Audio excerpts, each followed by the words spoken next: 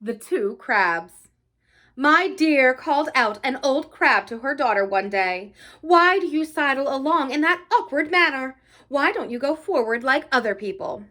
Well, mother, answered the young crab, it seems to me that I go exactly like you do. Go first and show me how, and I will gladly follow. Lesson. Example is better than precept. The Hawk and the Nightingale.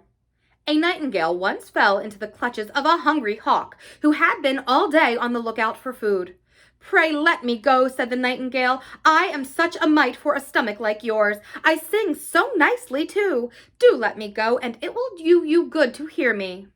Much good will it do an empty stomach, replied the hawk, and besides, a little bird that I have is more to me than a great one that has yet to be caught. Lesson. A bird in the hand is worth two in the bush. The body and its members. The members of the body once rebelled against him. They said he led an idle, lazy life at their expense. The hands declared they would not again lift a crust even to keep him from starving. The mouth that it would not take in a bit more food. The legs that they would carry him about no longer, and so on with the others. The body quietly allowed them to follow their own courses, well knowing that they would all soon come to their senses, as indeed they did, when for want of the blood and nourishment supplied from the stomach, they found themselves fast becoming mere skin and bone. Lesson. No one can live to himself, but must take account of his neighbor's needs. The Spendthrift and the Swallow. A prodigal young fellow who had run through all his money and even sold all his outer clothes, except his cloak, saw a swallow skimming over the meadows one fine day in the early spring. Believing that summer was really come, he sold his cloak too. The next morning there happened to be a severe frost, and shivering and nearly frozen himself, he found the swallow lying stiff and dead upon the ground. He thereupon upbraided the poor bird as the cause of all his misfortunes. Stupid thing, said he, had you not come before your time, I should not now be so wretched. Lesson. Do not be ready to believe rumors. The Stag at the Pool. A stag, drinking at a clear pool, admired the handsome look of his spreading antlers, but was much displeased at the slim and ungainly appearance of his legs. What a glorious pair of branching horns, said he. How gracefully they hang over my forehead. What a fine air they give my face. But as for my spindle shank of legs, I am heartily ashamed of them. The words were scarcely out of his mouth when he saw some huntsmen and a pack of hounds making towards him. His despised legs soon placed him at a distance from his followers, but on entering the forest, his horns got entangled at every turn, so that the dogs soon reached him and made an end of him. Fool that I was, he gasped at his last breath. Had it not been for these wretched horns, my legs would have saved my life. Lesson. Beauty may have fair leaves and bitter fruit. The Jackdaw and the Pigeons. A jackdaw, seeing how well some pigeons in a certain dovecote fed, and how happily they lived together, wished much to join them. With this view, he whitened his feathers and slipped in one evening just as it was getting dark. As long as he kept quiet, he escaped notice, but growing bolder by degrees, and feeling very jolly in his new quarters, he burst into a hearty laugh. His voice betrayed him.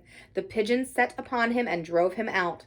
When he would afterwards have joined the jackdaws again, his discolored feathers and his battered state drew attention to him, and his former mates, finding out what he had been at, would let him have no further part with them. Lesson. He who pursues two courses succeeds with neither. The Fox without a Tail. A fox was once caught in a trap by his tail, and in order to get away was forced to leave it behind.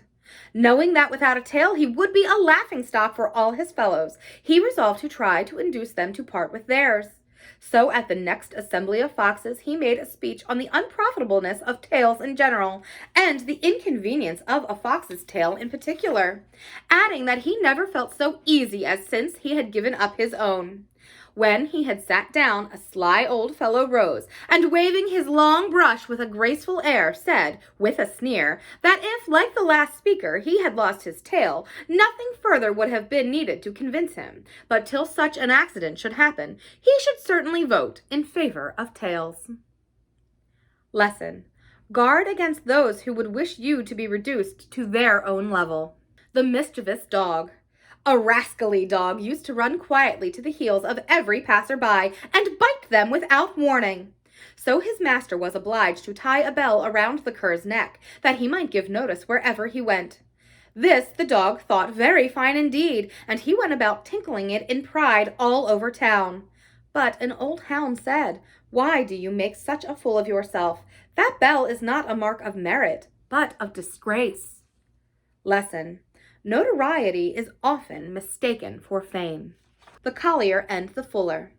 A friendly collier meeting one day with a fuller, an old acquaintance of his, kindly invited him to come and share his house. "1,000 thanks for your civility," replied the fuller, "but I am rather afraid that as fast as I make anything clean, you will be smutting it again." Lesson. Good conduct is often corrupted by false knowledge. The Bald Knight. A certain knight who wore a wig to conceal his baldness was out hunting one day. A sudden gust of wind carried away his wig and showed his bald pate. His friends all laughed heartily at the odd figure he made, but the old fellow, so far from being put out, laughed as heartily as any of them.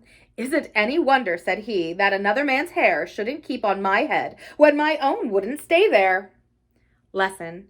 Every event has its reason.